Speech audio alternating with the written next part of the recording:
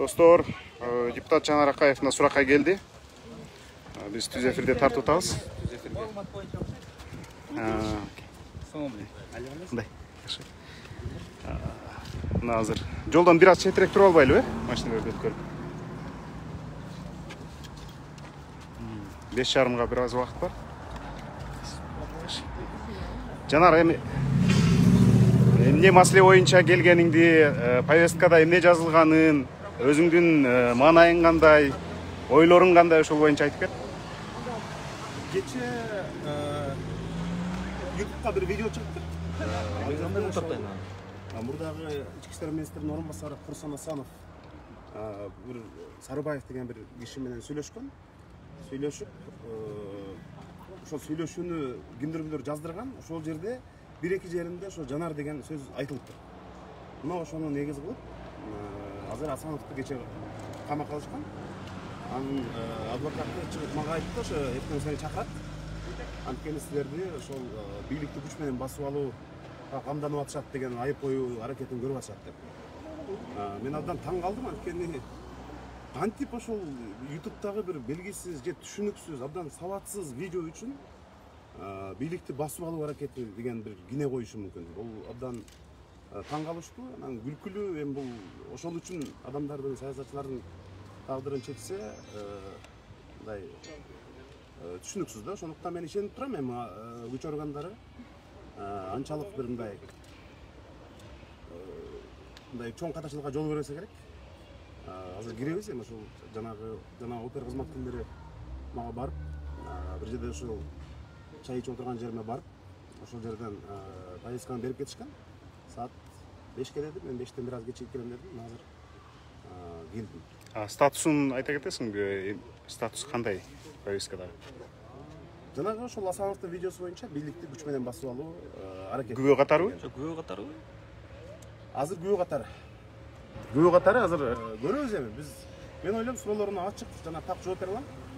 Анткени мен эч качан ушул бирөө жарым менен саясатчылар менен жолугуп, бийликти күч менен басып алабыз, анан курал жарак табабыз деген ой бизде таптакыр болгон эмес. Курсан Асановду акыркы жолу мен кече эртең менен адвокат менен үчөөбүз жолукканбыз. Анткени жанагы видео чыккандан кийин мен өзүм издеп Курсан Асановду таптым. Анан ал киши дагы абдан таң калды да. Февраль айынын ортосу же башындабы ошол бирөө Кудай кылып же Куран окуткан учурда бир Курсан Асанов менен учурашкан. Андан бери ал киши менен жолугушуп, кандайдыр бир шайлоо же бир эмелерди талкуулаган эмеспиз, бир дагы жок. Бул эми өтө мындай бир мага бүтүсүз, анан таң калыштуу окуя болуп атат да. Адам менен жолукпасаң, сүйлөшпөсөң, же катышып, ал менен бир жолугуп, же мен ага телефон чалган күндөрүм эстеп чыкты. Мен азыр мына Мегакомго запрос берейин деп атам. Асанов менен мен сүйлөшкөнүм чынбы, же чын эмеспи деп. Анткени мен же адамга телефон чалбасам керек болсо. Анан кантип мен бийликти бир басып алуу аракетин деп атат, эми мен түшүнбөйм. Бул суракты чогуда кимдер чакырылды? Мен уктум азыр Алтынбек Сулайманов чакырылганын. Анан ушундай эле кече бир жана маданият ишмерлери деп айтып атышат, ошол бирөөлөр кат жазыптыр деп. Бирок ошонун негизинде деп. Мен бир канча саясатчылар менен шайлоого байланыштуу көп эле жолугуп жүрөм. Бирок бир дагы жолу биз бийликти басып алуу же курал колдонуп бир күч колдонуу сыяктуу маселелерде бир дагы жолу биз эч кандай талкуу болгон эмес. Бул кармоо жана суракка чакырууларды шайлоонун алдында оппоненттерин чочутуп коюу, саясий талааны тазалоо катары дагы кабыл алгандар бар. Сиздин пикир? Саясий кысым деген. Менимче ушул парламентте жакында 2 айдын ичинде дагы бир топ нерсе каралат. Жанагы Ысык көл менен Нарын да экологиялык маселе, уранды иштетүү боюнча мыйзам долбоорун кайра алып келет. Электр энергиясынын тарифтери боюнча жана башка маселелер бар. Ошол маселеде балким эч ким сүйлөбөсүн деп атабы билбейм. Эми же азыркы парламентке президент өзү айтып аткандай легендарлуу парламент сыңар деп мактап өткөндө бардык долбоорлору өтүп эле келет. Бирок мындай бир 5% сүйлөсө 95% колдоп берген учурда деле балким ошол 5% дагы сүйлөбөш керек. 100% жанагындай жүгүн туруш керек деген түшүнүк болуп атабы мен азырынча билбейм. Шайлоого катыштыруу аракети жанагы эптеп иш козгоп, жанагы сотко ишти байлап туруп, мурда Өмүрбек Текебаевди катыштырбай койгондой эле, ошол бизди дагы балким Жогорку Кеңеш шайлоосуна катыштырбай, жалаң өздүк адамдарды алып келүү аракети болушу мүмкүн. Бирок биз албетте буга макул эмеспиз, анткени бул эми мындай тактакты чындыкка дал келбеген ушак, мындай эч бир негизсиз да, мындай акылга сыйгас нерсе да. Анткени ошол бир көчөдөгү элестетиңиз эми могул жерде экөө киши сиз жөнүндө сүйлөштү деп туруп эле алып барып сиздиги биз ушинтип суракка чакырып анан ар кандай бир оор айыптарды коюп атса, бул билбейм, Кыргызстандын биз баягы эркин, таза, адилеттүү мамлекет курабыз деген ниетибизден кайтпашыбыз керек. Бардык коомдук ишмерлер, активисттер, саясатчылар, анткени эгерде ушинтип баарын эле бирден ушинте берсе, кийин жанагы Түндүк Кореяда болуп ойлонгондон коркпой турган, бирөө менен көчөдө сүйлөшүп чай ичиштен же болбосо бир саясатты сүйлөшкөндөн коркуп кала турган заман алып келебиз дегендер болсо жаңылышат. Анткени биз мындай ошондой болобуз деген көп президенттерди көргөнбүз, андай болбойт эч качан. Ошон үчүн кирип азыр мен суроолорго ачык жана так жооп бергенге даярмын. Мен дагы бир жолу айтып коеюн, бизде эч кандай бийликти басып алуу аракети болгон эмес. Бир гана мыйзамдуу жол бар, бул шайлоо.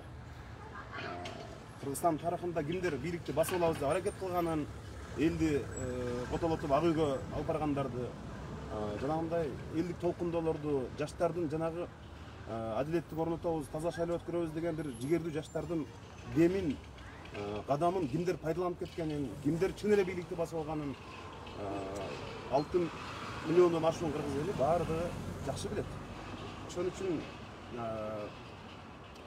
азыркы бийлик саясий оппоненттер менен ар кандай бир каралоо, жалган жала жабуу аракеттерин менен убактысын, энергиясын ошого короткондун ордуна жараткандык менен алек болсо жакшы болот эле. Анткени убакыт бергиле дейт, ким тоскоолдук кылып атат? Баары убакыт берип атабыз.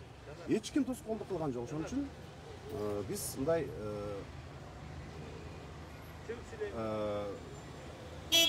мүмкүнчүлүктөрдү берип атабыз. Рахмат азыр.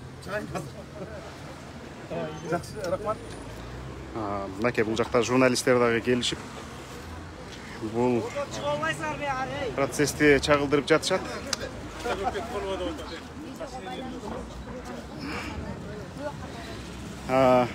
Маалыматка караганда Алтынбек Сулайманов дагы чакырылган.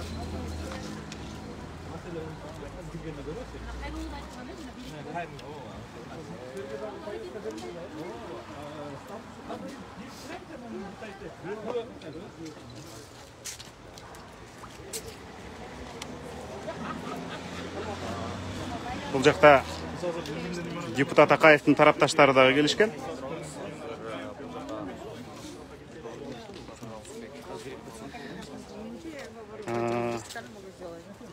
Абдувахап Нурбаевди көрүп турам.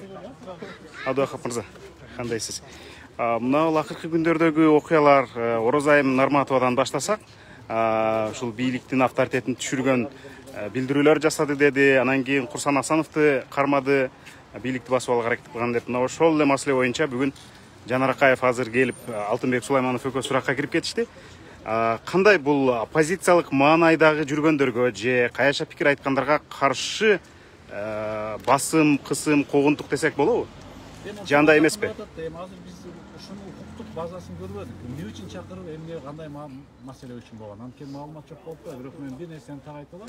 Жанар Акаев менен 6 жылдан бери эң жакын коллега болуп жүргөн, эч качан андай чакырып кылган эмес, кылбайт да. Ал жаратылыштан андайга барбайт да. Баардык нерсени мыйзам чегинде, конституциялык жол менен кылабыз деген пикирди ар дайым билип жүрөбүз. Анан мен ойлойм бул жерде бул эгер ошол социалдык баягы сеттерге чыккан видео боюнча ал эми фейк деп ага элдин көбү ишенбей атат да. Бул болбогон иш деп ойлойм.